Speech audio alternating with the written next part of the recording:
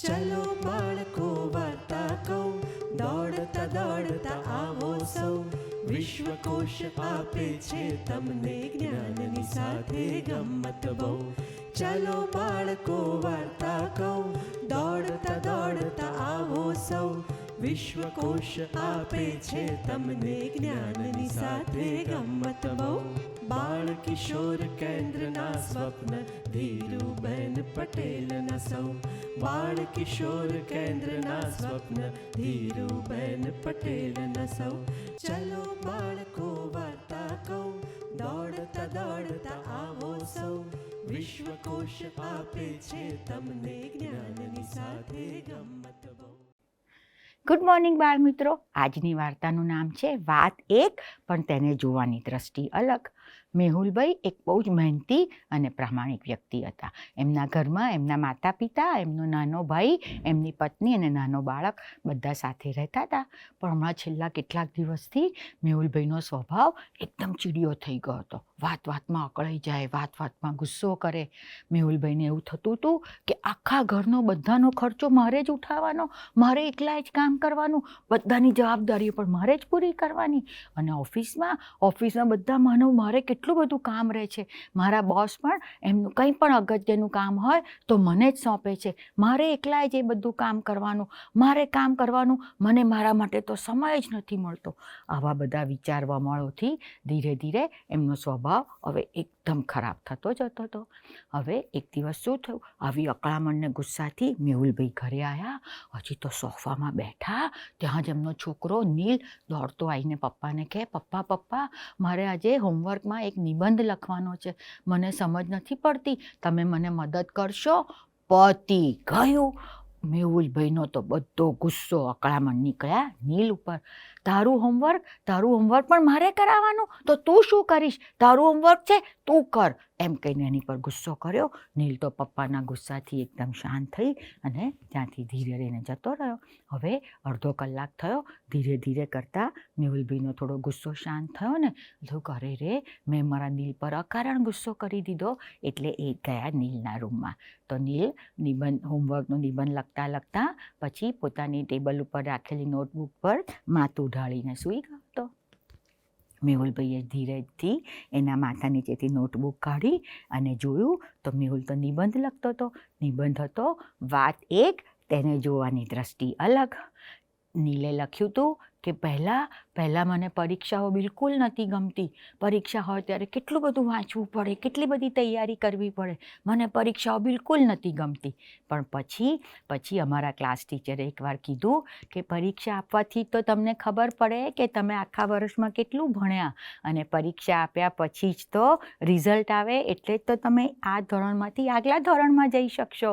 અને પરીક્ષા પતે પછી તો કેટલું લાંબુ વેકેશન મળે, મજા જ મજા.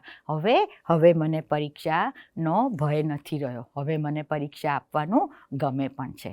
પછી નીલે આગળ લખ્યું કે પહેલાં મને કડવી દવાઓ પીવી બિલકુલ નથી ગમતી, પણ મારા ડૉક્ટર અંકલે સમજાવ્યું કે બેટા આ દવા પીવાથી જ તો તારું શરીર સ્વસ્થ બનશે, તું જલ્દી સાજો થઈ શકીશ, જલ્દી રમવા જઈ શકીશ.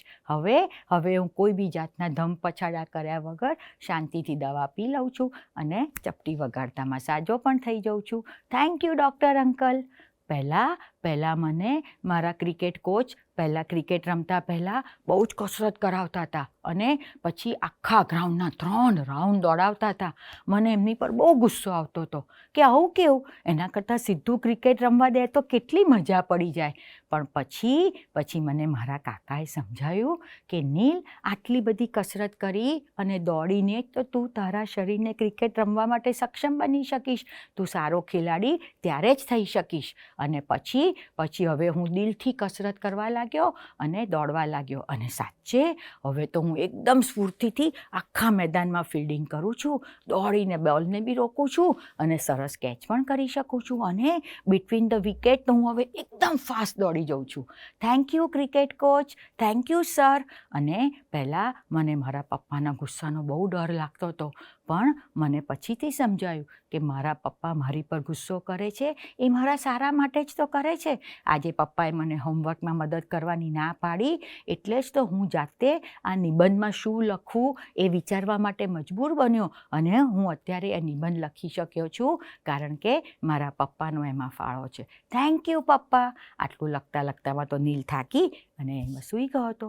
પણ હવે આટલું વાંચતા જ એકદમ જ મેહુલભાઈની આંખો સામે એમની પોતાની પરેશાની, અકળામણ, ગુસ્સો દેખાવા લાગ્યા અને એ પણ તરત એક કાગળ પેન લઈને લખવા બેસી ગયા કે અરે હું આખા ઘરનો ખર્ચો ઉઠાવું છું, આટલું બધું બધાની જવાબદારીઓ હું ઉઠાવું છું, પણ એનો અર્થ તો એ પણ થાય ને કે મારી પાસે મારો પોતાનો પરિવાર છે. કેટલા બધા લોકો પાસે તો પોતાનું કહી શકાય એવું એક સ્વજન પણ નથી હોતું. એટલે મારી પાસે મારો પરિવાર છે એનો મને આનંદ છે. અને ઓફિસમાં બધા મને કામ સોંપે છે, મારા બોસ મારી પાસે વધારે કામ લે છે, પણ એનો અર્થ તો એ પણ થયો ને કે મારી પાસે નોકરી છે, હું રોજ ઓફિસ જઈ શકું છું. કેટલા બધા ભણેલા લોકો નોકરી વગરના બેરોજગાર થઈને ફરે છે, નોકરી મેળવવા માટે કેટલી ઓફિસોના ચક્કરો લગાવે છે અને મારા બોસ મને કામ આપે છે કારણ કે એમને મારી પર સંપૂર્ણ વિશ્વાસ છે.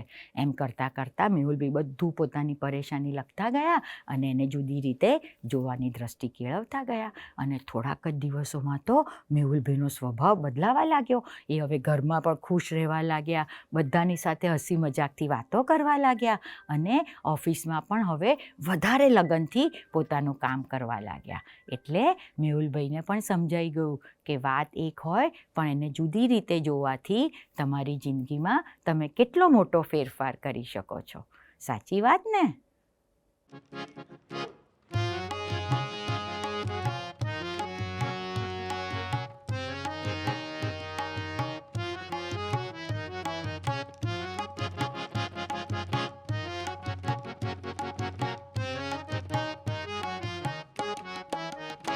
અમે બસમાં ગયા તા ટન ટન ટન, અમે બસમાં ગયા તા ટન ટન ટન, અમે ફરવા ગયા તા છન છન છન, અમે ફરવા ગયા તા છન છન છન.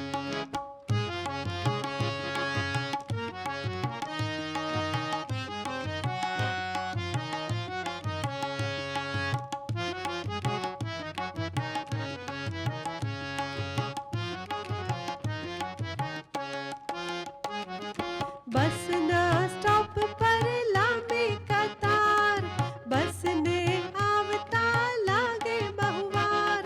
બસના સ્ટોપ પર લાંબી કતાર, બસને આવતા લાગે બહુ વાર.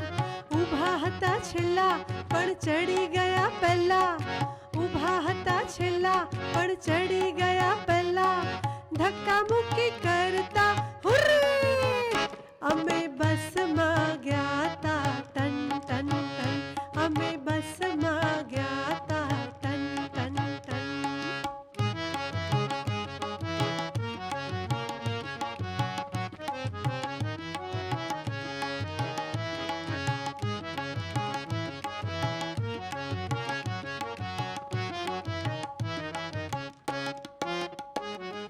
મમ્મી ને પપ્પા બેસી ગયા, અમે તો